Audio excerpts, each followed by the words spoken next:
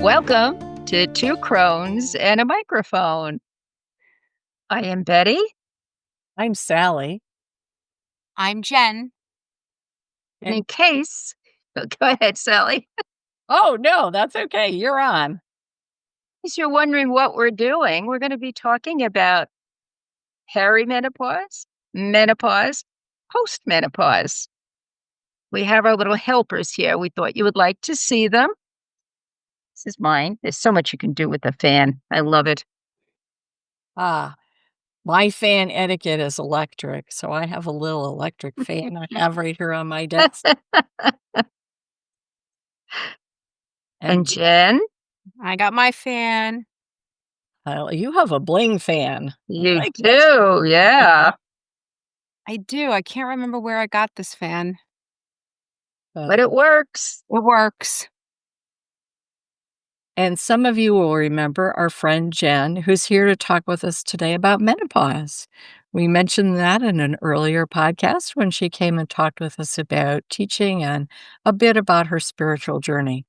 And we also mentioned that she was willing to talk with us about a topic that a lot of people still consider to be taboo and something that's not really always talked about. So we want to talk about that journey known as perimenopause, menopause. And so I don't know, Jen, where do you think we should start?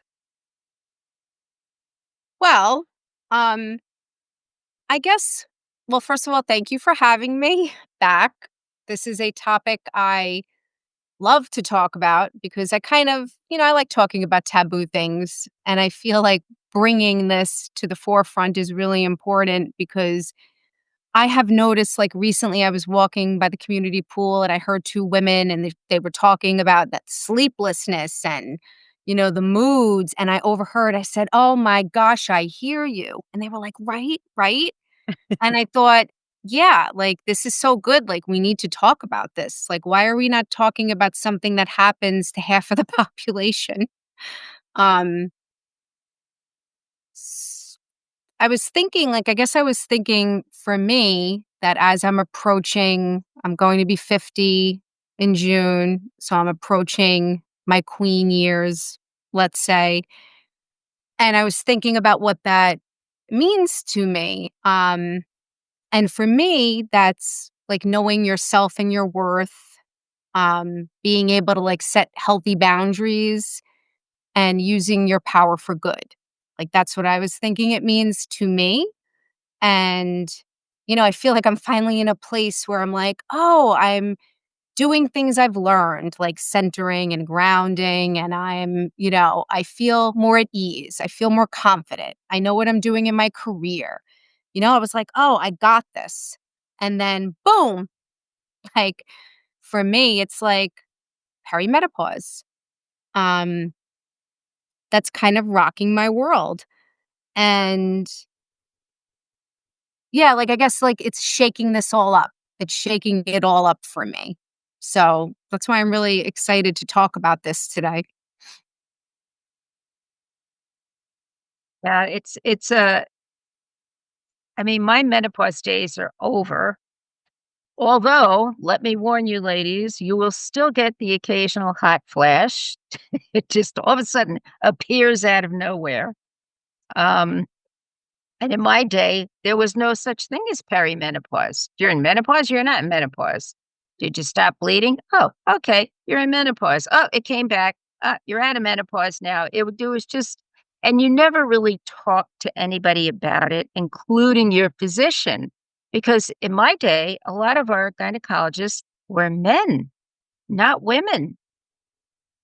So, they had no clue what we were going through, absolutely none. So talking to them was like, I had a male gynecologist and I will tell you, my menopause symptoms were severe, like terrible. And there's Pedro going, "Well, I want you to eat more yogurt." I'm like, "Pedro, that is not going to do it. Forget it.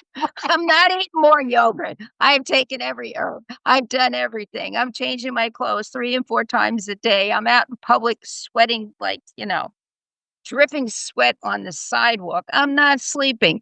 Don't tell me to eat more yogurt. We got to figure this out." Actually, he did work with me, and we did figure it out. It was just when bioidentical hormones were just hitting the market.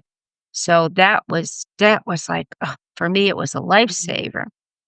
But that was in the past. Things have definitely changed, I think. Although, Jen, talking to you, there's still quite a few roadblocks. Yes, I mean, I would say yes, like, things have certainly changed probably from when you were going through this. I will share, however, that my recent appointment with the gynecologist, she's new, so I'm still feeling her out, but she listened to me talk about my symptoms and what's been going on, and she gave me this, like, six-page handout and told me, "Well, menopause is just that one day after you have a year of not having your period." So I kinda left the office thinking, like, the handout of things I already know, um, nothing new, and I was like, "Wait a minute, we must have gone further than this, haven't we? How could this be?" That wasn't very helpful. Um, so I don't know, to be honest, how much things have changed. I guess it depends on the practitioner. I'm sure there are some amazing people who are doing more, but I think we're at the edge of this. Maybe things are gonna change more now. So you bring up a good point, Jen. What is perimenopause and what is menopause? I mean, we're talking about it. There might be people saying, I'm not really sure what that is. Mhm. So that's actually a really good point. We probably should talk about what is that Yeah. even? What terms are we using? So what you got that 6-page or 5-page Well, handout. What did you learn? what I learned was perimenopause is that time, that period, which is it varies from woman to woman. It could be a year, it could be 10 years, literally, Right. where you're just going through these changes, where your periods become irregular, where you could have, and you don't know what you're gonna get, right? Like, you could get sleeplessness, hot flashes, mental fog, weight gain around the middle, bloating, forgetfulness. Did I say that already? See, I already forgot because I'm in perimenopause. So it's that period of time, and I think that, could be so long for some people, and you just don't know. And I I think for me, like, I kind of feel like the last few years, it's like whack-a-mole. Like, all right, I was having hot flashes 2 years ago, and then I was like, I'd be sitting in a room and I would get so hot. And then that went away, and then I couldn't sleep. And then that went away, and I was like going down to check if I turned the oven off 20 times. So it was like whack-a-mole. One thing goes down, another pops up, and you're just like whacking them down all the time. That's how I kind of feel lately.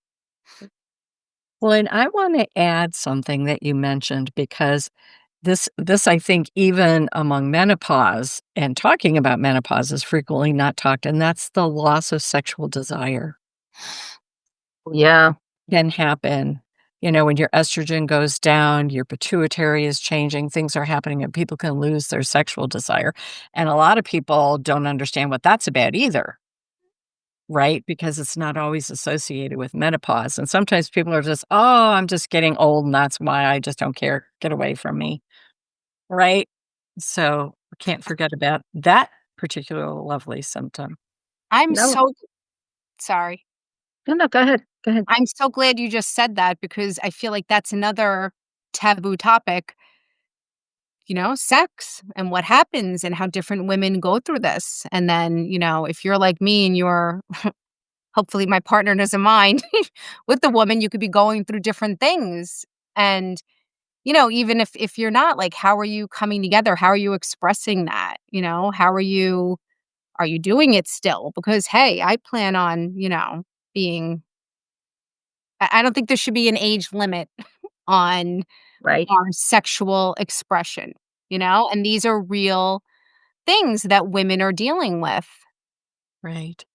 Well, and if we wanna, for a minute, dip into thinning of the vaginal wall, dryness, all the different things that make sex difficult even if you have desire, and, And I'm just glad we're talking about it because these are things that truly um, we don't talk about.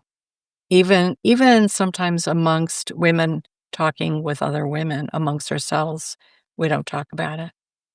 So yeah, that's a good one. I agree. So if anybody's listening and you don't have anybody to talk to, call us up. We'll tell us what you're going through because we are happy to talk about it. Yeah, we are. I know I had that problem, and my testosterone was like, so and it was such a switch for me, you know? I mean, I'm the type of person I always enjoy looking at a good-looking guy and, all that, and all of a sudden it was gone. It was gone. I'm like, "What is wrong with me? I am just this is not me," you know? And my poor husband, he was like, mm." But when I said to him, "I'm going through menopause," he got it. You know why? Because he worked in he was a dentist. His office had all women. So he knew, the mood swings, the hot flashes, everything else that went with it. He got it, and he was able to work with me on it because that's the only way you can deal with it, really. You have to have a partner that really wants to work with you, kind of understands what's going on. But they do, but they don't. It's hard for a guy. It really is. Well, I'm gonna say that and be super provocative, not that we're gonna necessarily dip into it today. Mm, Men go through menopause also, hmm. and no one really wants to talk about that either. But Hmm. not that we have any men on this podcast right now to have them talk about their experience, but there has been more written in the past, I don't know, maybe 15 plus years about male menopause and men going through their own life cycle change that goes beyond just a midlife crisis, right? Yeah. Yeah. Or what we like to lovingly call a midlife crisis. Yes, I told Larry to go out and buy a new car. Go get a new car. You'll feel better. And he did. And he did feel better. So it'd be so simple, right? Too But funny. part of that is knowing your partner. Yeah. And I So think communicating, being able to communicate openly and honestly and listening to each other. yes, I agree 100%. And, not everybody has that. They don't. And it's tough sometimes to bring that conversation up. But I do think it's important for a good relationship. I really do. Um, yeah. Well, let's go back to perimenopause because I think that's the thing that people don't really have a grip on because they're not getting proper direction, Menopause is when you stop bleeding, okay? But what happens when you haven't had your period for 6 months or a year and all of a sudden, bang, it's back? Yeah. Are What? you still in perimenopause? Yes. From you are. And and I think this is what I'll just say for me, that is exactly what's going on. At one point, I counted, this was like 2 years ago, I was at with friends in Pennsylvania, and I said, "I haven't had my period in 87 days." I was counting, I was like, and it just like when you have a cycle, there's a release that comes every month, and, even though I complained about it and it was a pain in a lot of different ways, there were some good things that went with that, like being part of a cycle, and getting it and being in rhythm, and then like you would build up and then you would have this release. And I'd have my period and I've learned, that when you have your period, that is when you are in your power and you are your strongest. Um and just quick little story, the first marathon I ran, not marathon, half marathon, 13 miles, never did a full one, but my first half marathon that I trained for, I worked really hard, and then that day it was raining, and I got my period. And, like, I just had this moment. I was in Brooklyn, and I said, "Just go, Jen. Just get on the train and go." And I did. And let me tell you, that was the best half marathon. I did it. I ran it. I was in my power. I had my period, and it was fine. And I guess I share that because I kind of miss, now what's going on is that I have the buildup, and there's no release. There's no release. And to me, that's maddening, where there's no release, and then the weight gain and the bloating and the mind fog and the hot flashes, the sleeplessness, and they come at different times, but the no release part, that is something I've really noticed. I wonder if other women are also experiencing that. Well, I know I do, right? Or I did at the time.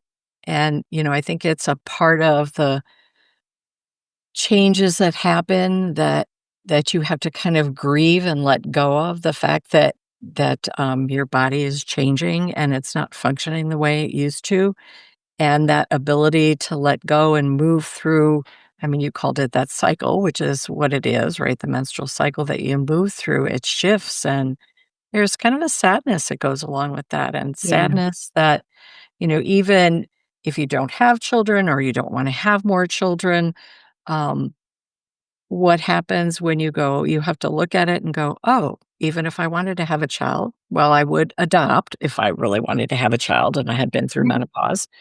But, um, our view of ourselves as a woman shifts mhm, when Yes. we no longer have that release or, yeah. So, I did a lot of thinking and a fair amount of journaling and contemplating about that when I went through menopause, but, I my perimenopausal period was a very short and not as challenging as I think other people would describe. But, that all has to do with the hormonal balance that you have before you start into perimenopause and how you navigate that, so, mm, yeah, so I just had a different experience, and so some of you might be out there going, "Oh, but I didn't have all that stuff," and I would say, "Yeah, I'm one of those people that didn't have all that stuff," and it's not that I didn't see my friends going through it, but I'm like, "Oh, I'm so grateful I'm not having that." So, yeah. And I'm still in the middle of my story here, so I'll have to get back to you as things progress, but for now, this is the middle, and sometimes the middle is hard, mhm. especially when Yes. you don't know what's going to happen when.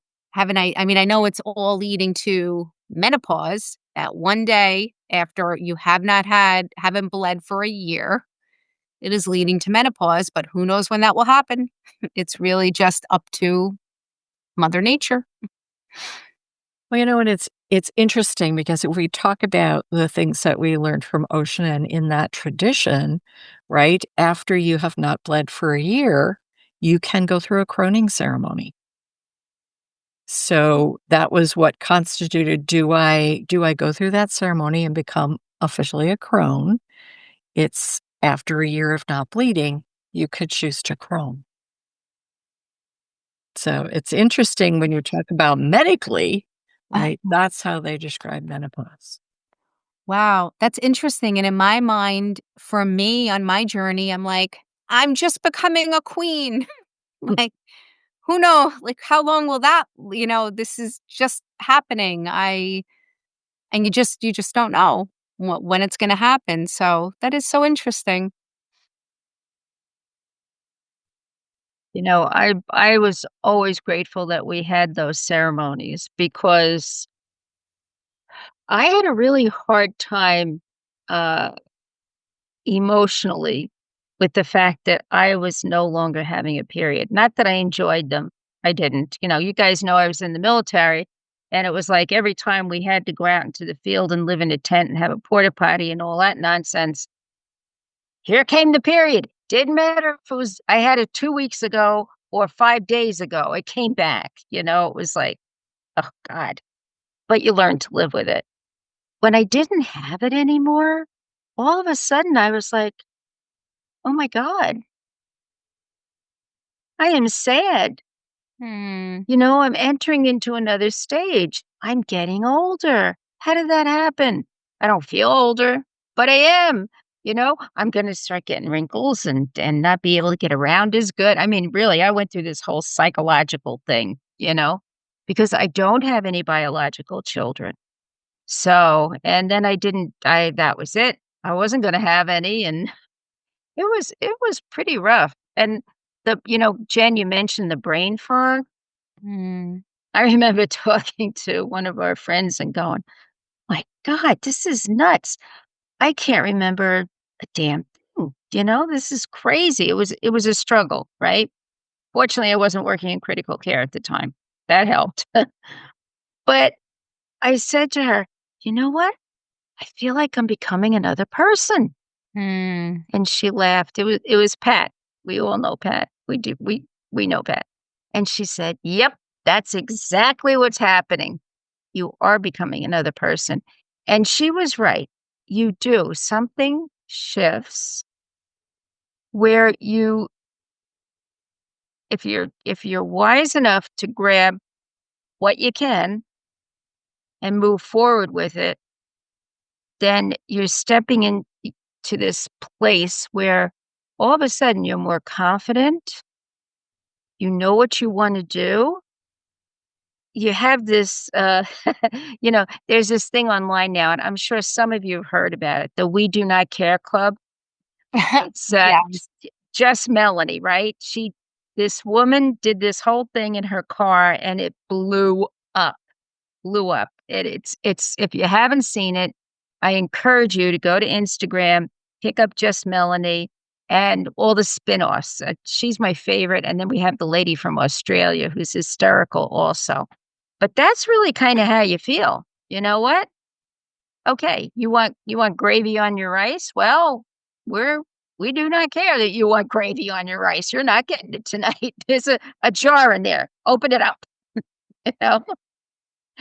You get to that place of it's a different place of power. It really is. And women are beginning to realize that. So I did want to address the fact of hormones because I know, Jen, you've been uh, looking into that and pursuing it. And you've had so many different reactions from physicians. I'm amazed. You'd think by now they would have gotten it, you know?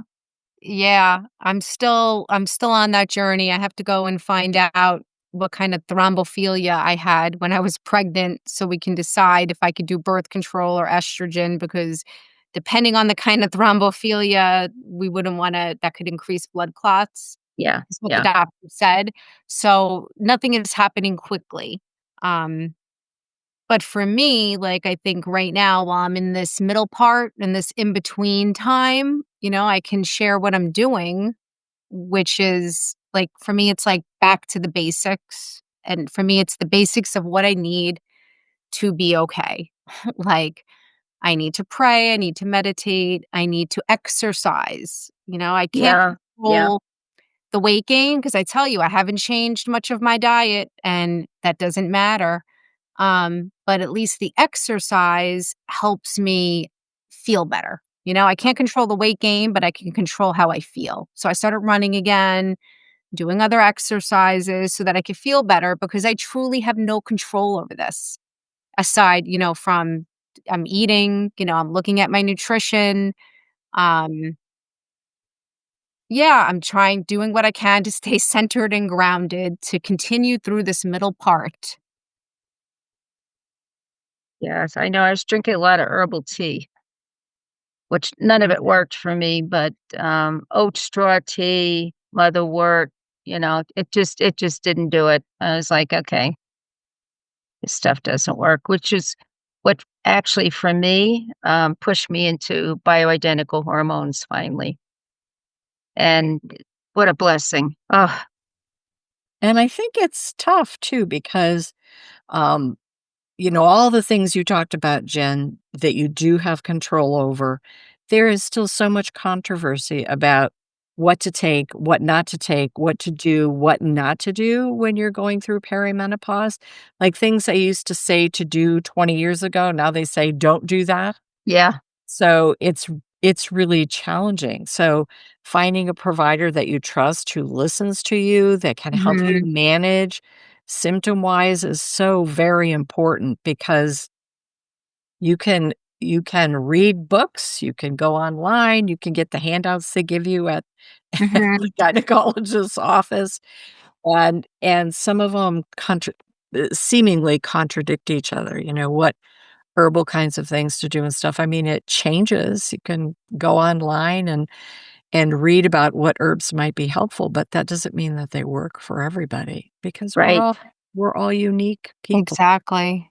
Our Yeah. biology is unique. Even though we're all women, our biology is unique, and something that might work successfully for me, like an herbal tea, might not work for someone else. Yep. Yep. But I I could laugh because I hear people say things like, "Oh my god, I need Prevagen." And, I mean, I don't know that Prevagen is the answer for brain fog, right? But, I will say that ginkgo biloba has been helping me good. with the mood part.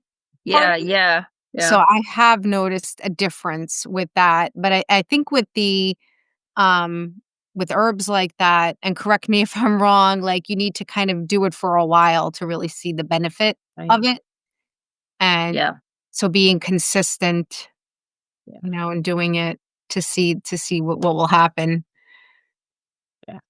and Well, I think people have to women particularly have to realize that if you're not getting what you need from your physician, you need to find another one.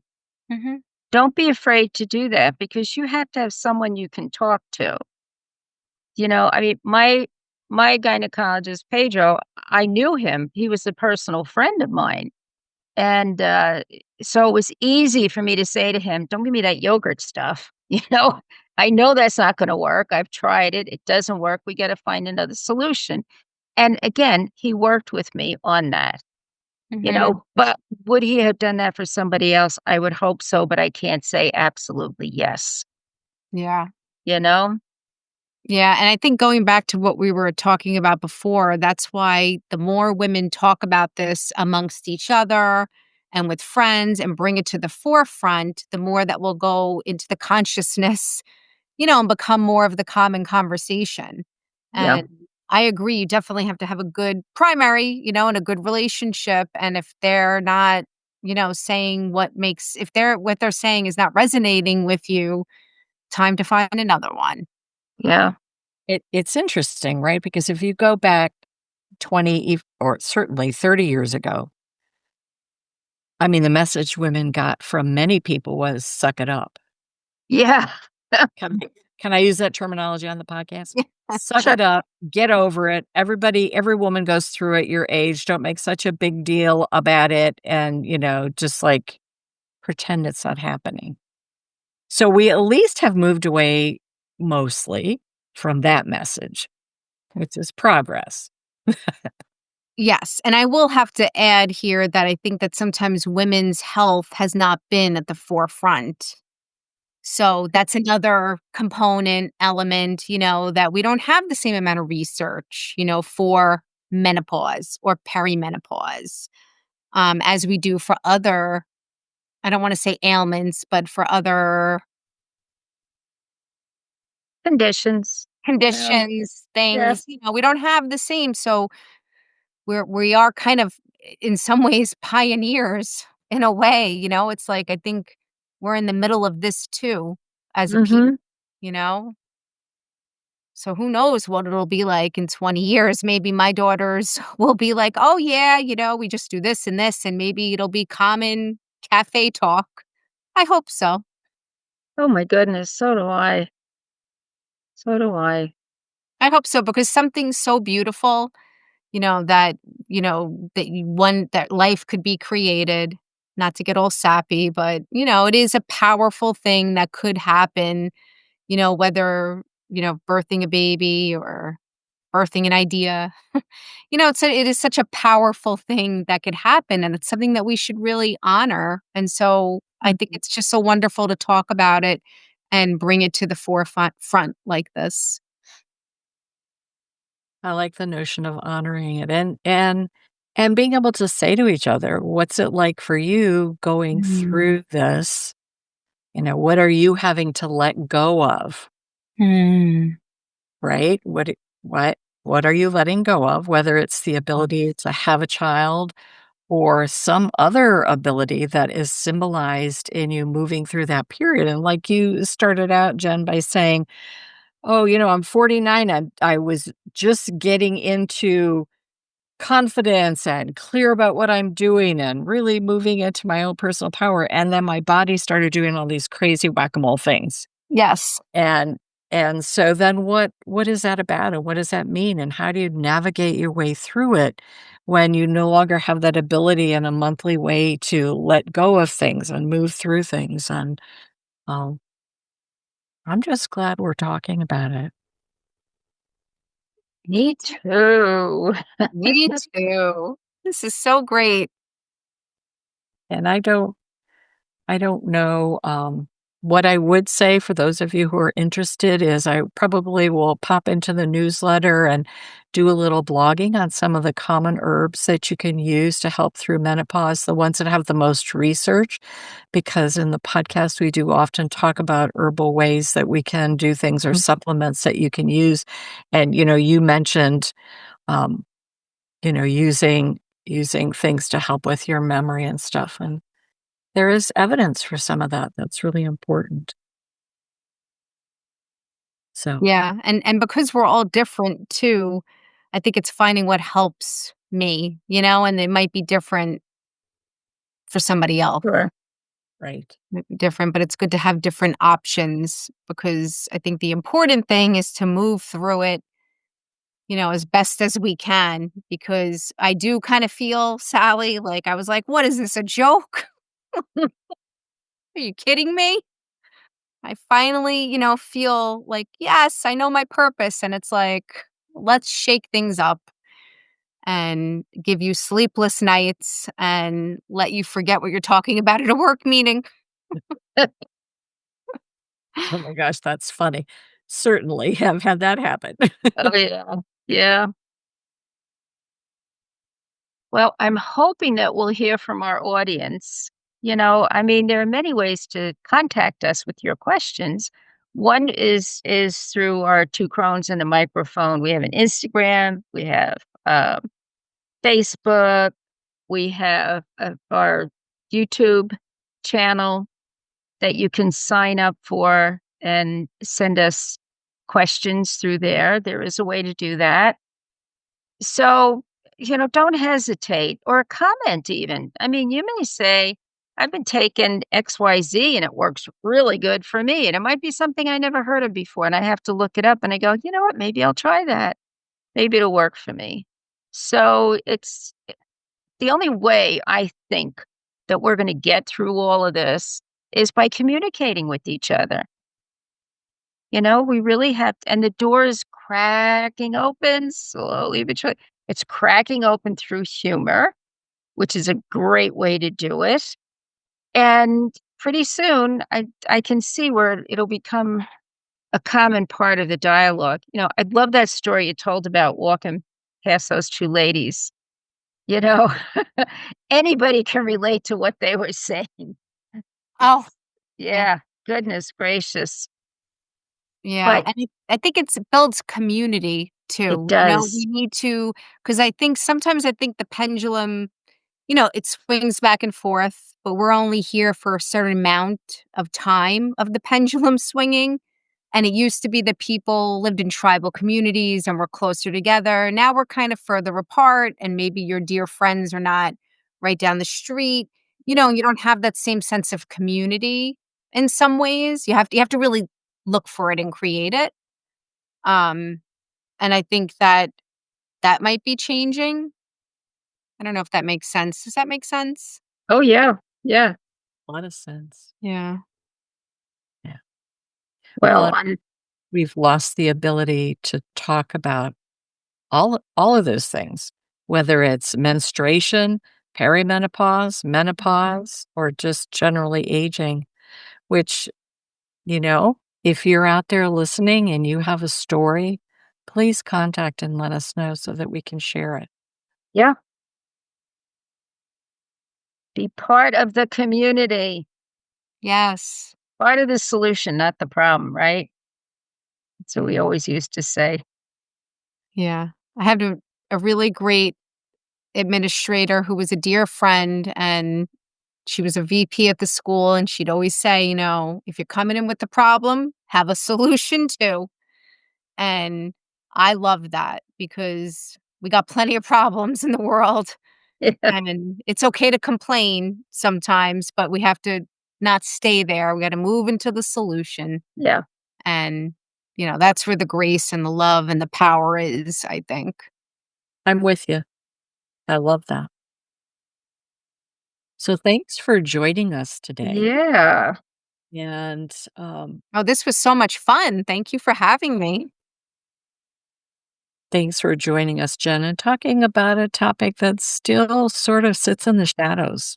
And, we've talked a lot in preparing for this podcast about some other topics that we think would be awesome to talk about, whether it's having your first period, having your last period, or experiences that you go through having a child, wanting to have a child, um, talking about how people have some pretty intense stories around that, and sharing them and talking about them can be really helpful. So if you have one, please contact us and let us know. And thank you for joining us today to just put our toe a little bit into talking about perimenopause. Stay tuned for some handy, helpful herbal tips in managing that. And always, we recommend that you do that in consultation with whoever your provider is. So I don't know, Betty, do you have any last words? No, Sally, I think that you and Jen have said it all. I mean, we just got to move forward. That's all. Move forward. I'm sitting here thinking, I wonder if YouTube's going to let us publish this. Should be interesting to see, right? I think Mm. it'll be okay. I do think it'll be all right. And if not, oh well, we'll find another way around it because that's what we do. Okay. If Linda was here, she would tell you to go find your glimmer. Jen, do you have any last words? No, just thank you again. And, everybody just continue on your journey. Okay, great. And as always, may you walk this path in beauty. Kadishte. All is made beautiful. Bye. Bye-bye. Hi, if you're enjoying Two Crones and a Microphone, please like this video and hit the subscribe button. Enjoy timeless wisdom from modern times, all served up by women in the know.